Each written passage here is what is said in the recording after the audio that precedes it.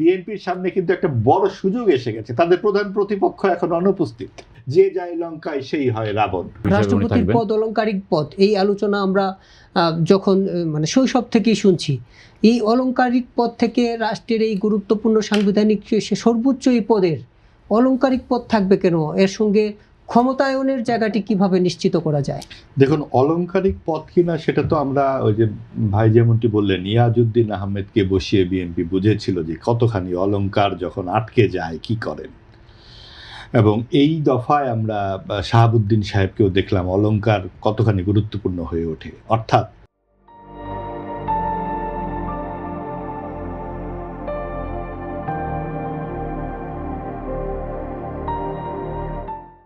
কখনো কখনো বিশেষ ক্ষেত্রে কখনো সাংবিধানিক যে প্রয়োজন আসে তখন এই রাষ্ট্রপতি হয়ে ওঠে জাতির অভিভাবক, এবং তার সিদ্ধান্তের উপরে অনেক কিছু নির্ভর করে। আপনি দেখুন যে এই 24 আগস্টে যদি আপনি পিছনে ফিরে তাকিয়ে দেখুন যে তখন কে ছিল, রাষ্ট্রপতি শেষ পর্যন্ত একটা গুরুত্বপূর্ণ ভরসার জায়গা ছিল। তো সেই ক্ষেত্রে একজন রাজনৈতিক ব্যক্তিত্ব হিসেবে তার ভূমিকাটি কি হবে রাষ্ট্রপতি, আজকে যা আছে তার ক্ষমতার বলে, সেটুকুও কিন্তু অনেক গুরুত্বপূর্ণ। ভাই যেমনটি বললেন, বিএনপি অত সুশীল না, তারা সুশীলতা সহ্য করতে পারে না। 7 মাসের মাথায় বদরুদ্দোজা চৌধুরীকে বিদায় নিতে হয়েছিল। তার মানে কি? তার মানে হচ্ছে সমাজে আমাদের ওই অসহিষ্ণুতাটা কিন্তু রয়ে গেছিল বলেই একজন রাষ্ট্রপতিকে তার মতো করে সামান্য কিছু হয়তো তিনি করতে চেয়েছিলেন, সেটাও পারেননি। কিন্তু সমাজ কিন্তু সেই জায়গায় নেই।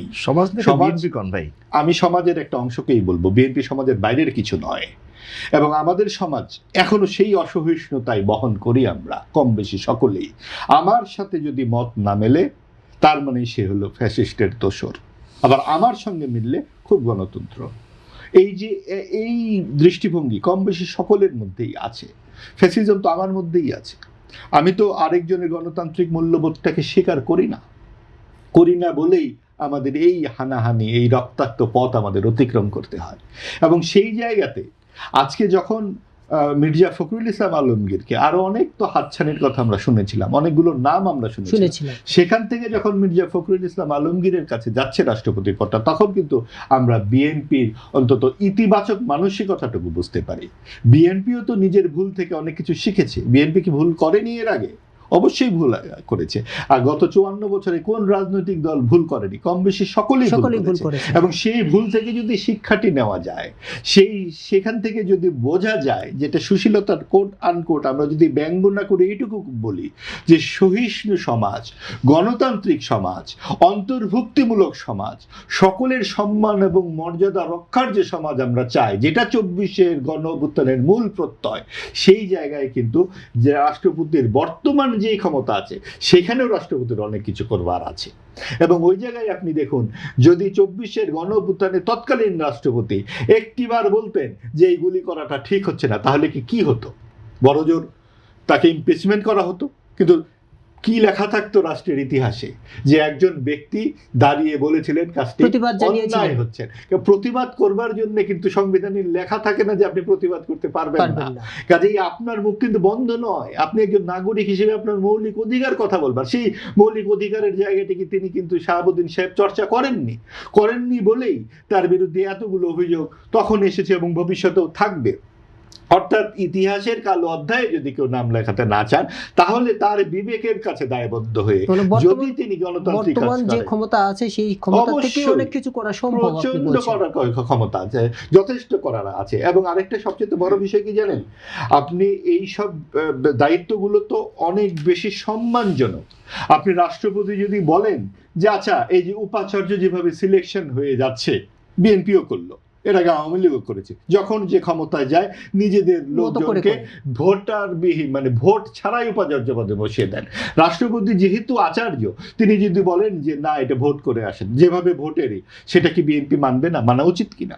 কাজেই আমরা যদি ওই জায়গাগুলো, সবকিছু লেখা থাকে না সংবিধানে, আমরা যদি সম্মান দিতে জানি এবং সেই গণতান্ত্রিক প্র্যাকটিসটা যদি হয়, তাহলে তো আমরা অবশ্যই আশাবাদী। এবং আমাদের একটা প্রত্যাশা আছে যে বিএনপির সামনে কিন্তু একটা বড় সুযোগ এসে গেছে, তাদের প্রধান প্রতিপক্ষ এখন অনুপস্থিত।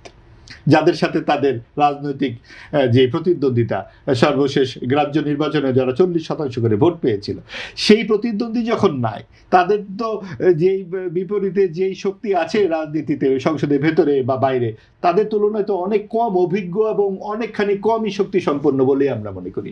তাহলে তাদের রাজনীতি আরো বেশি শক্তিশালী বা বেশি প্রগতিশীল হবে না কেন, এবং সেই জায়গাগুলোতে বিএনপি কি আদৌ কাজ করছে কিনা, সেইগুলো কিন্তু এখন আলোচনা। আপনার কি মনে হয় সে কতটুকু সফলতার স্বাক্ষর রাখবে, কিংবা এটা তো আসলে মাত্র 6 মাস গেছে সরকারের, এবং যেহেতু একটা গণ অভ্যুত্থান উত্তর সংসদ, সেই সংসদের কাছে কিন্তু আমাদের প্রত্যাশা অনেক বেশি।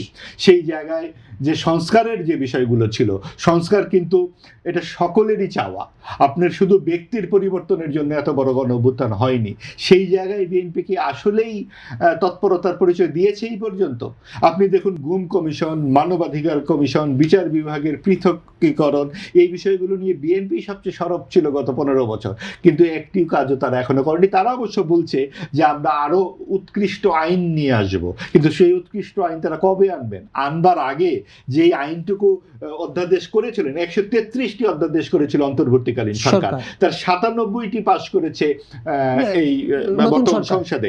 সেই 97টি কিন্তু সবকিছু মোটামুটি ডে টু ডে ইভেন্টের, যেগুলা জবাবদিহিমূলক শাসন ব্যবস্থার আওতায় নিয়ে আসবে সরকারকে, তার একটিও কিন্তু বিএনপি পাশ করেনি। কাজেই আমাদের কিন্তু ওই সংখ্যাটি রয়ে যাচ্ছে, যে যায় লঙ্কায় সেই হয় রাবণ। সেই জায়গা থেকে বিএনপি বেরিয়ে আসবে কিনা, কতখানি তারা কাজ করবে, এবং কার্যকর বিরোধী দল যেহেতু এখন নাই, তার এগেইনস্টে বিএনপি কি রাজনীতি করে সেটা আমাদের সামনে দেখতে হবে।